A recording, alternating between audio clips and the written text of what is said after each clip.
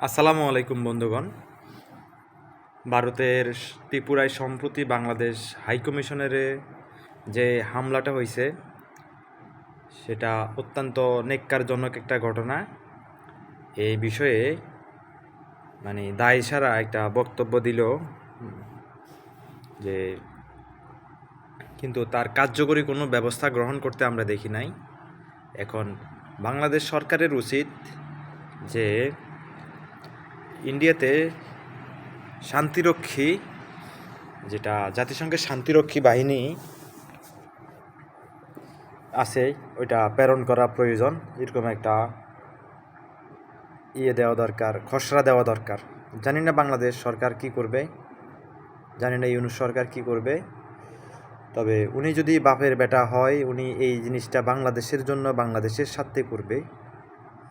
তারপরে এই যে বাংলাদেশকে নিয়ে প্রতিনিয়ত যে প্রপাগান্ডা ছড়ানো হচ্ছে, আমার মনে হয় পৃথিবীর মধ্যে বাংলাদেশই একমাত্র দেশ যেই দেশে সংখ্যালঘুরা আত্মীয়ের মতো, শ্বশুরবাড়ির জামাইয়ের মতো বসবাস করতেছে। বিশ্বের অন্য কোথাও এত সম্প্রীতির বন্ধন আমরা দেখি না। পার্শ্ববর্তী রাষ্ট্র ভারত, তারা আমাদেরকে শেখায়, তারা আমাদেরকে সম্প্রীতির সবক শেখায়, অথচ তারা প্রতিনিয়ত কত পুরাতন প্রাচীন মসজিদ ভেঙে তারা মন্দির নির্মাণ করতেছে। তারপরে যেভাবে আমরা দেখি সংখ্যালঘু নিধন করতেছে, মুসলিমদেরকে নিধন করতেছে ভারতে, এটা পৃথিবীর ইতিহাসে অত্যন্ত নিক্কারজনক ঘটনা। তারা বর্ডারে যেভাবে মানুষ মারে, বর্ডারে মানুষ মারার সময় তো তারা কাপড় খুলে দেখে না যে কোনটা কাটা আছে কোনটা কাটা নাই। মুসলিমের জন্য এত ঘৃণা তাদের, হিন্দুদের জন্য এত ভালোবাসা। হিন্দুরা কি এদেশে ভালো? যে ইসকন, একটা ভণ্ডকে গ্রেপ্তার করা হয়েছে, একটা দেশদ্রোহীকে গ্রেপ্তার করা হয়েছে। এখন এই দেশদ্রোহীর জন্য তাদের উতলে উঠছে। দেশদ্রোহীটা কতটা ভালো বাংলাদেশের মানুষ এখন দেখেছে। তার একটা লিঙ্ক ভাইরাল হয়, তাদের প্রভুর যদি এই অবস্থা হয়, তাদের কি অবস্থা। ভণ্ডামির একটা লিমিট থাকে। এদেশে কারাগারগুলোতে দেখলে বোঝা যায়। আমি ব্যক্তিগতভাবে পুলিশে জব করি, আসামি এদিক সেদিক আনা নেওয়া করি। কারাগারে তো বিশেষ করে কত বড় বড় আলেম, ওরাই তো বেশি। কয়জন হিন্দু মানুষ আছে? একটা দেশদ্রোহীকে গ্রেপ্তার করা হয়েছে, মামলা দিছে, এই জন্য তাদের গা এত জ্বলে যেতেছে কেন? এদেশে অপরাধ করলে কি অপরাধীর বিচার হবে না? সে যে ধর্মেরই হোক, যেই ইয়ার হোক, তাকে তো অবশ্যই বিচারের আওতায় আনা উচিত। তারপরে আমরা তো এটাও দেখেছি, এই বাংলাদেশে কিছুদিন আগেও এমন ঘটনা ঘটছিল।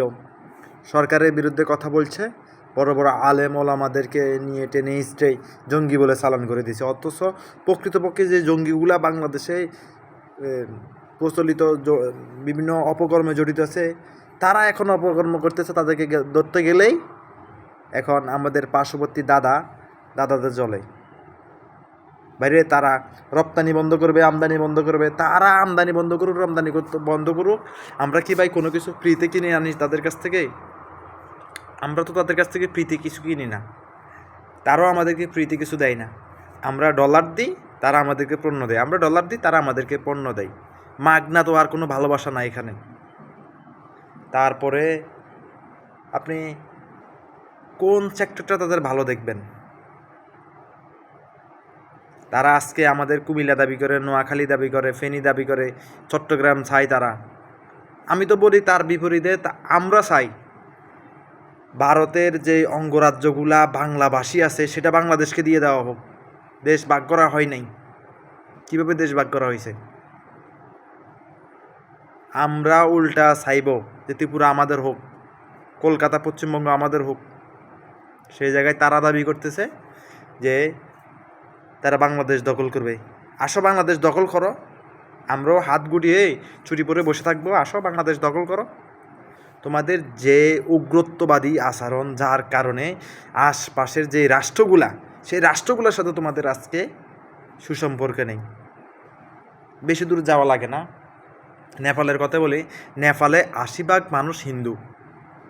তাইলে ওই নেপালের সাথে তোমাদের এত সম্পর্ক খারাপ কেন? ওই নেপাল কেন তোমাদের শত্রু? কারণ তোমরা উগ্র, তোমরা মানবতার শত্রু, তোমরা মানে তোমাদের ভিতরে কোনো ধর্মই নেই, তোমরা অমানুষ, তোমরা কোনোদিন মানুষ হইতে পারো না এখন পর্যন্ত।